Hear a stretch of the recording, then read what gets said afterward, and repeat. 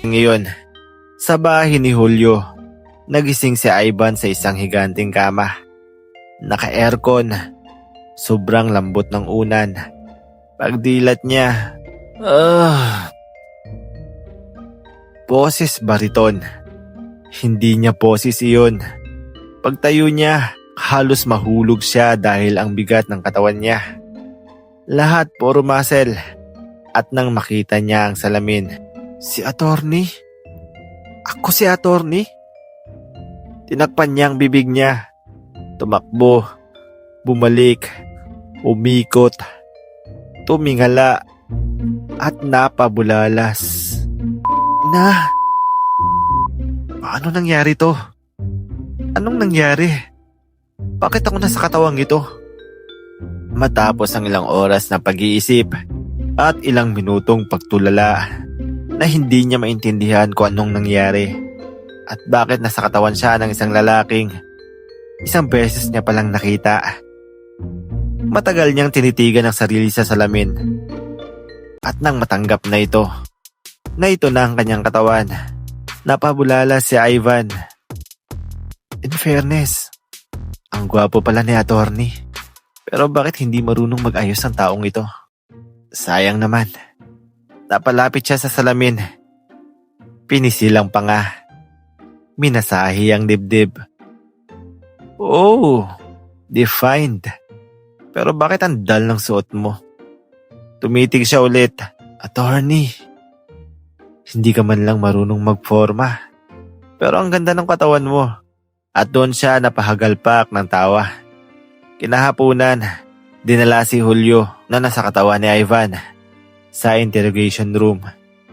Pagpasok niya, andoon si Ivan nasa katawan ni Julio.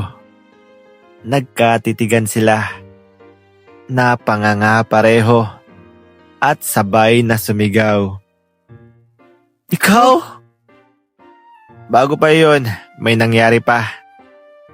Habang naghahanap ng damit sa bahay ni Julio, naligo si Ivan gamit ang katawan ni Julio. Pagkalabas niya ng banyo, tamang timing, biglang dumating ang sekretary na dala ang file. Tulala ang babae. Nakapwesto si Ivan na bagong paligo. Nakatapis lang. Kita ang buong sculpted na chest at abs ni Julio. At si Ivan na hindi marunong mahiya. Biglang nag-flex. Oh, hi. Maligo ka na din minsan. Sarap ng shower niya. Tamang init. Nagulat ang sekretary.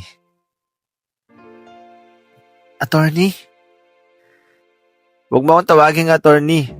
Sis, ang stiff mo. Sa presinto, habang nagtatago sila sa interrogation room, nagkatitigan at nakakapit sa sarili nilang katawan. Si Ivan na nasa katawan ni Julio. Uy, ang bigat ng muscle mo. Araw-araw ka nag-workout, no? Grabe oh. Arang bato. Si Julio naman na nasa katawan ni Ivan. Namumula. Huwag mong hawakan yan. Saka, bakit ganyan ang suot mo? Hindi yan ang damit na ginagamit ko. Sorry attorney. Hindi ka kasi marunong pumorma eh. Kaya nakialam na ako. Ako nang bahala. Huwag ka nang kumontra. Tsaka attorney, kanina kasi hindi ko na napigilan eh. May ginawa ako sa banyo. Alam mo na yun. Ay, grabe ka talaga. Nagagawa mo pa yan. Sa likod ng problema nating dalawa. Diba Ale? Kahit narito ako sa katawan mo, gagawa natin ang paraan yung kaso mo. Sa gitna ng kaguluhan, napansin ni Julio ang lungkot sa mata ni Ivan. Huwag kang mag-alala, sabi niya habang hawak ang balikat ng sariling katawan.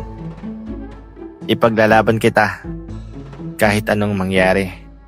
At si Ivan sa katawan ni Julio ay tumingin sa kanya ng may pag-asa. Promise? Tumango si Julio. Promise yan. Welcome sa ating mundo ng Pinoy Boy Love Stories. Mga kwentong puno ng kilig, kirot, sekreto, at tunay na pagmamahal. Dito, bawat kwento ay may buhay. Bawat karakter ay may puso. Bawat eksena may emosyong tatamang diretso sa'yo.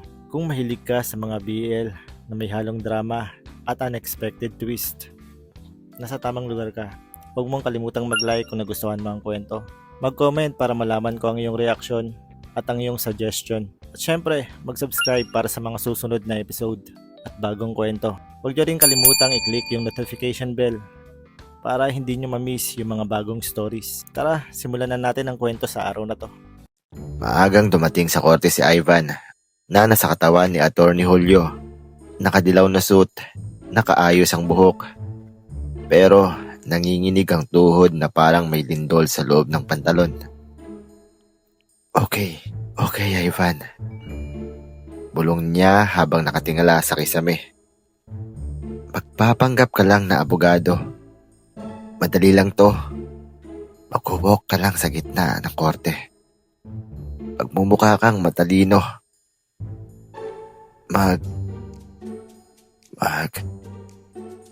Huminto siya. Napaupo bigla. Hindi ko to kaya. Samantalang si Julio, sa katawan ni Ivan, ay nakakulong sa holding room. Nakaupo at nakaposas. Pero sobrang compose. Ivan, mahinang bulong niya. Pakinggan mo ako. Ako ang bahala sa'yo. Susundin mo lang ang bawat sasabihin ko.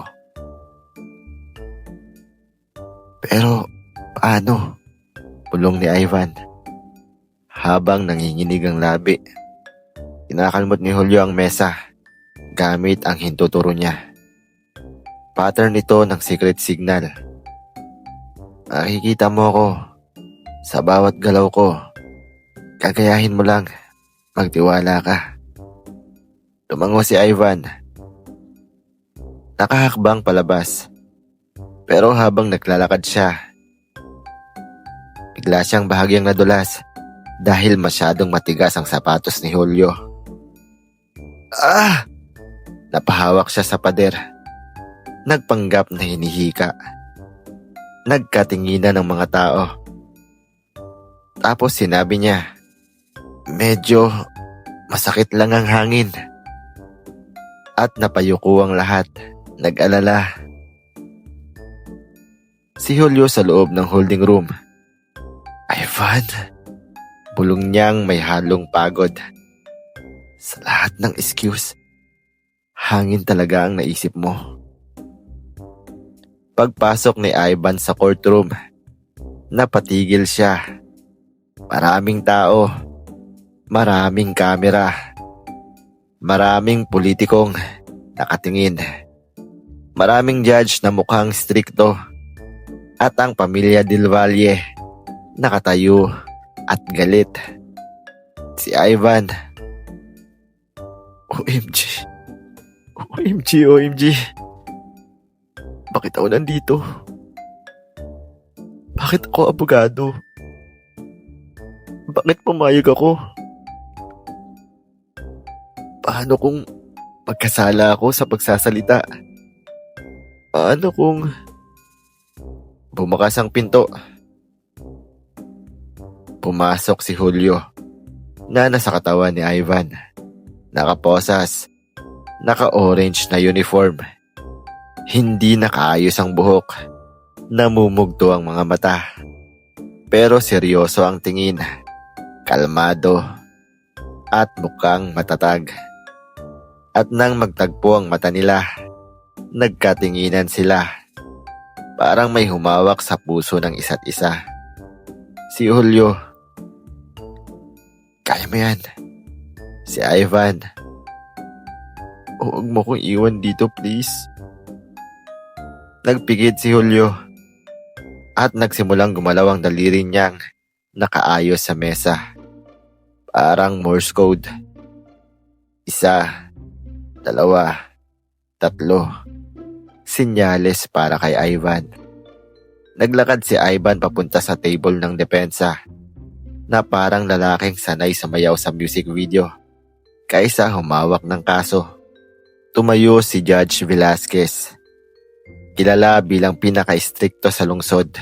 Attorney Sanchez, Handa ka na ba? Nanuyo ang labi ni Ivan.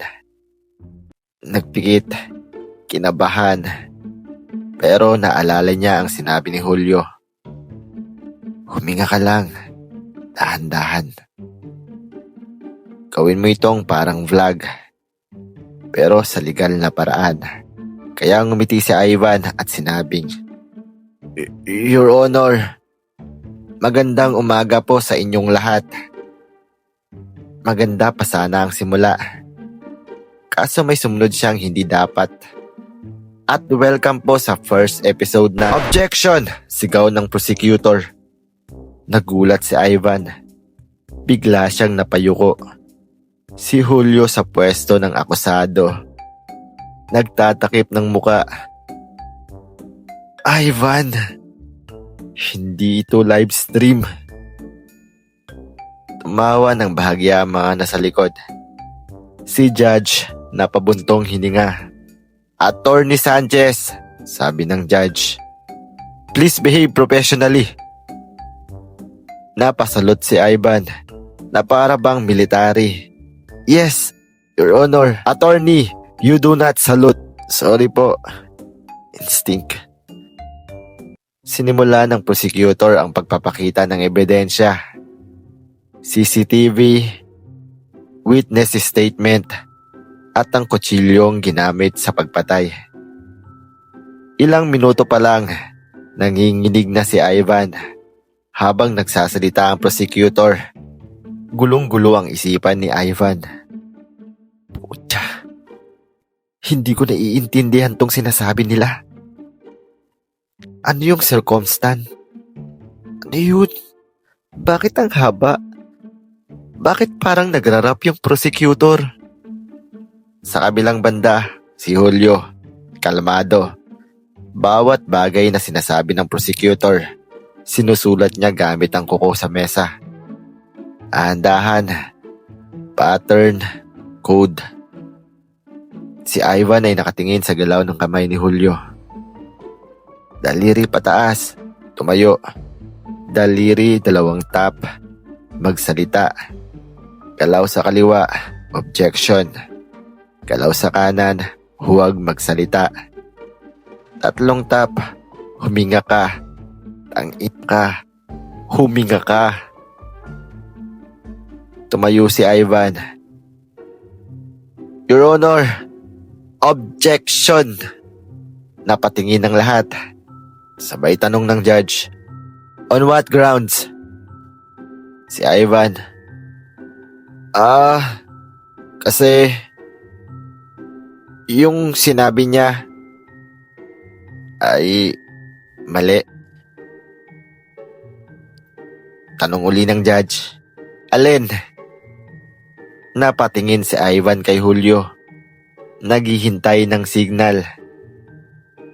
Si Julio nag-slide ng daliri. Forensic evidence. Si Ivan biglang sumigaw. Forensic! Tahimik ang courtroom. Nagsalita yung judge. Attorney, anong about sa forensic? Si Ivan napaisip. Matagal. Sabay sabing, basta po, forensic. Si Julio. Ivan. Yung judge, napa-facepalm. Attorney Sanchez, please be specific. Si Ivan, halos mangiyak-ngiyak na. Your Honor, nakakapraning po kasi. Kakakomplikado po ang forensic. Dapat pong i-cross-examine. Tumigil ang judge. Tiningnan si Ivan. Tiningnan si Julio. Sabi ng judge, acceptable. Sustained. Napabuntong hininga si Ivan. Si Julio napangiti ng kaunti. Tumama rin sa wakas. Habang tumatagal, pumapasok ang utak ni Ivan sa ritmo ni Julio. Paggalaw ng daliri, gagayahin niya.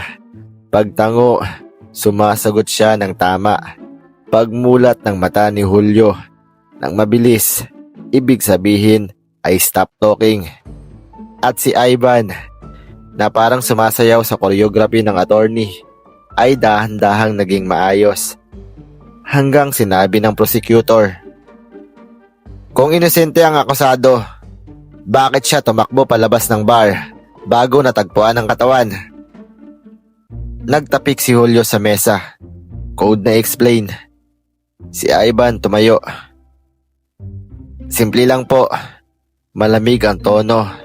Pero maayos na. May kumpiyansa na. Kung ikaw ho ay nasa bar at nagkaroon ng gulo at bigla kang nag-crash, ang tunog sa likod, natural lang na tumakbo para maghanap ng tulong, hindi para tumakas. May mga umuo sa likod. May mga tumango." Nagulat ang prosecutor. Si Ivan napangiti. "Pucha, ang galing ko doon." Si Julio sa loob niya ay naging proud. Habang tumatayo si Ivan, habang nagdedepensa, tumitingin siya kay Julio paminsan-minsan. At si Julio sa katawan ni Ivan ay nakatingin din. May tiwala, may pasasalamat, at may kakaiba. Sa gitna ng trial, sandaling nagtagpo ang mga mata nila. At sa sobrang tensyon, hindi nila namalayang umiti sila ng sabay. Nagtataka ang judge. Nagbubulungan ng mga tao. Pero natapos ang araw at hindi pa tapos ang trial. Babalik pa kinabukasan. Paglabas nila ng korte, habang si Ivan ay humihinga na parang nakapasa lang sa exam, tinawag siya ni Julio mula sa escort area. "Ivan!" Lumingon si Ivan. "Maraming salamat," sabi ni Julio. Seryosong seryoso at totoong totoo ang sinasabi niya. "Pero mas kinakabahan ako bukas." "Bakit?" tanong ni Ivan. Sapagkat huminga si Julio ng malalim. "Bukas, ikaw naman ang tatawag sa unang witness. At ako ang magdedemo kung paano." Namilog ang mga mata ni Ivan. Ako? Magtatawag ng witness?" Tumango si Julio. At bago pa siya makareact, lumapit si Julio ng kaunti. Halos magdikit ang mukha nila kahit nasa magkabilang barikada. "Trust me, Ivan." Mahina pero puno ng init. At para bang tumigil ang mundo. Parang sandaling humigpit ang dibdib nilang dalawa. Pero bago maabot sa mas malalim, huminga si Julio. Tumingin sa guard at pakisabi sa abogadong yan. Turo niya sa sarili niyang katawan. Nailigpit niya ang buhok ko. Ang kalat ko tingnan. Natawa si Ivan. Hindi niya mapigilan. "Bukas," sabi ni Julio. "Trial ulit." At doon ay tumalikod na siya. Umagang-umaga pa lang, gising na si Ivan sa katawan ni Attorney Julio. Nakaupo siya sa gilid ng kama. Hawak ang noo at paulit-ulit na binubulong. "Ako ang tatawag ng witness. Ako ang tatawag ng witness. Ako ang..." Huminga siya ng malalim. Sa salamin, seryosong mukha ni Julio ang bumalik sa kanya. Tahimik, matatag, parang walang takot. Pero sa loob niya, si Ivan na nanginginig pa rin. "Okay," sabi niya sa sarili. Kung kaya niyang iligtas ako kahit nasa katawan ko siya, kaya ko ring gampanan ang katawan niya. Sa presinto, habang nilalagyan ng posa si Julio na nasa katawan ni Ivan, napansin ng isang guard. "Ang tahimik mo ngayon na. Dati ang ingay mo." Ngumiti si Julio ng bahagya. Ay iniisip lang. At ang totoo, Ang iniisip niya ay hindi ang kaso, kundi si Ivan. Tahimik ang courtroom nang magsimula ang hearing. Defense may call now its first witness, sabi ng judge. Parang nalunok ni Ivan ang dila niya. Tumayo siya, humakbang pasulong, at sa isang iglap, bumalik sa isip niya ang lahat ng sinabi ni Julio kagabi. Ang galaw ng kamay, ang tono ng boses, ang tiyempo ng paghinga. Your Honor, malinaw niyang sabi. Tinatawag po ng depensa si Marco Villanueva. Ito na. Biglang nagiba ang tono ni Ivan. Mr. Villanueva, sabi niya. Hindi na parang abogado, kundi parang taong sugatan. Alam mo bang may isang inosenteng tao na halos mamatay sa kulungan dahil sa pananahimik mo? Natahimik ang lahat. Attorney, sabi ng judge. Pasensya na po kayo, Your Honor. Mabilis na sagot ni Ivan, pero hindi umatras. Tumingin siya kay Marco. Araw-araw, umiiyak siya. Araw-araw, iniisip niyang wala nang lalabas para sa kanya. At ikaw, nanood ka lang. Nanginginig ang labi ni Marco. Ako, hindi kita inaakusahan. Biglang humina ang boses ni Ivan. Inihiling ko lang na may konsensya ka pa. Sabihin mo ang totoo. Tumahimik ang paligid. Isang patak ng pawis ang bumagsak sa mesa. Hindi si Ivan ang pumatay, biglang sabi ni Marco. Umiiyak. Nag-away sila ni Ethan, pero may ibang lalaking dumating. May galit. May hawak na kutsilyo. Parang may pumutok na bombang walang tunog. Nagkagulo ang courtroom. Order! Order!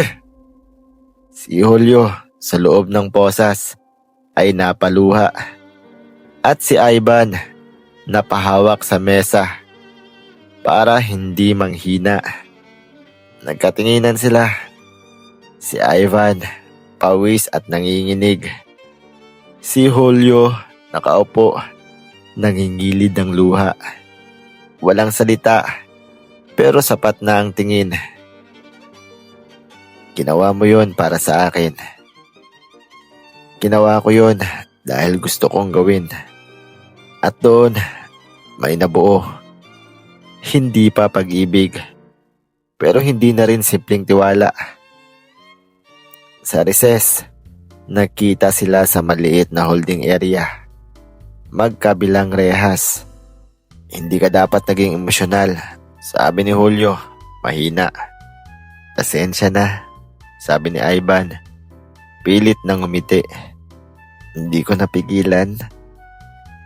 Tumahimik sandali, tapos biglang sabi ni Julio, salamat. Napatingin si Ivan. Hindi bilang kliyente, tugtong ni Julio, kundi bilang ako. May kumulot sa dibdib ni Ivan. Julio, biglang sabi niya, natatakot ako. Sa kaso? Sa pagkatapos. Nagtama ang noo nila sa pagitan ng rehas. Kapag bumalik tayo sa katawan natin, babalik din ba lahat sa dati? Hindi agad sumagot si Julio. Sa halip, marahan niyang inilapat ang kamay niya sa rehas. Eksakto kung saan nakapatong ang kamay ni Ivan. Huwag muna nating isipin yun. Bulong niya. Labas muna kita rito. At sa pagitan ng bakal at katahimikan, may namumuong init. Kinagabihan habang dinadala si Julio pabalik sa selda, may napansin siyang kakaiba. Isang munting liwanag. Parang pamilyar. Sandaling kumislap. Tapos nawala. Kinabahan siya. Hindi pa. Bulong niya sa sarili. Hindi pa ngayon.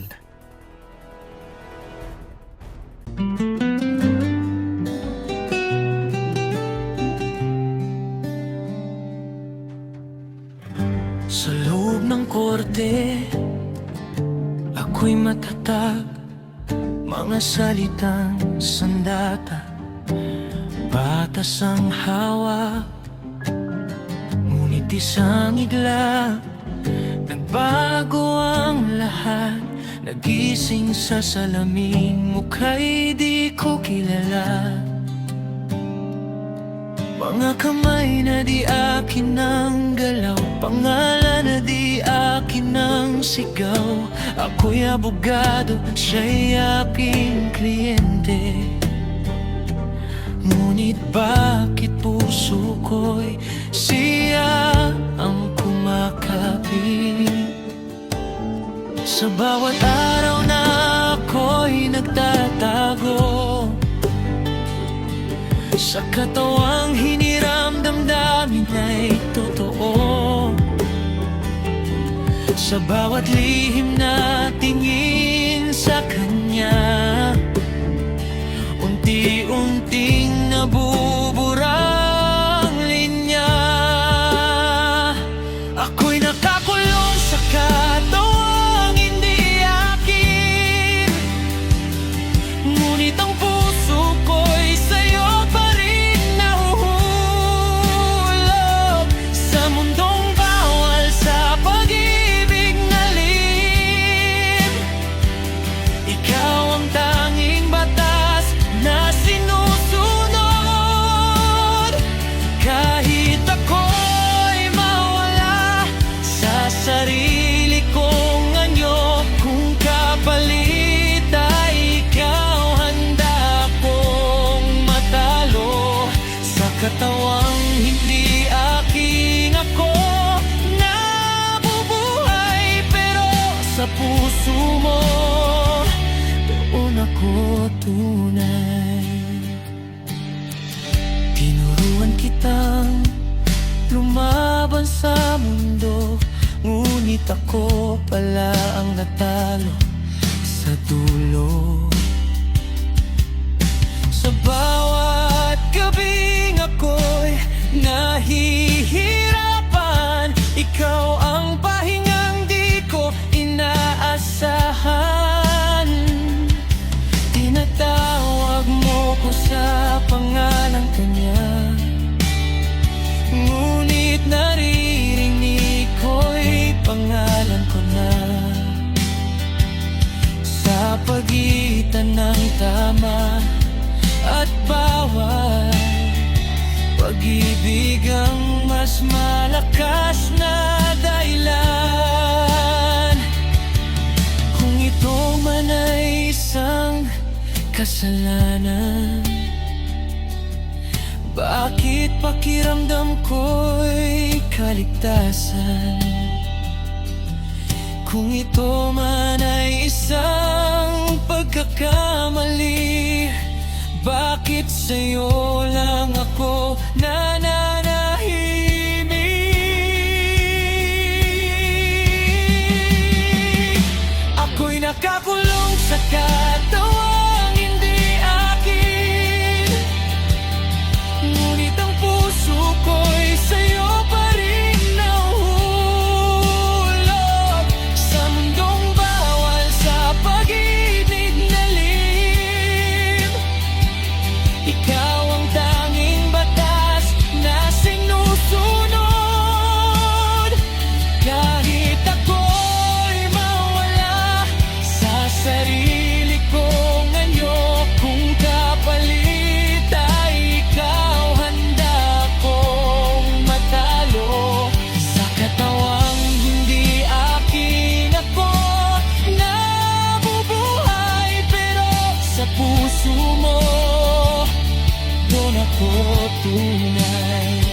Kung may paraan lang na bumalik sa sarili kong balat, sa dating tinig, tatayo pa rin ako sa harap mo.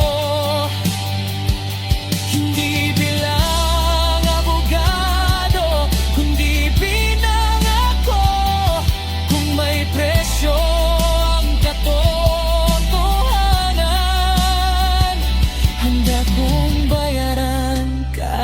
kapahamakan. Dahil sa lahat ng kaso sa mundo, ikaw ang hatol na pipiliin ko. Kung sakaling bumalik man ang lahat at magwakas ang sumpang kumapit sa akin, hahanapin pa rin kita sa bawat landas. Dahil sa'yo ko natutunan ang umibig. Hindi man akin ang katuwang hinawakan, ikaw pa rin ang puso kong pinili. Sa mundong nagkamali ang tadhana, pag-ibig natin ang nagwagi.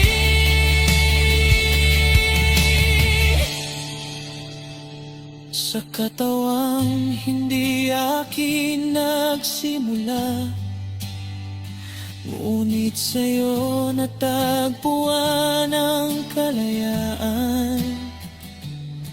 Ako man ay mawala sa salamin, sa puso mo ako'y uwi.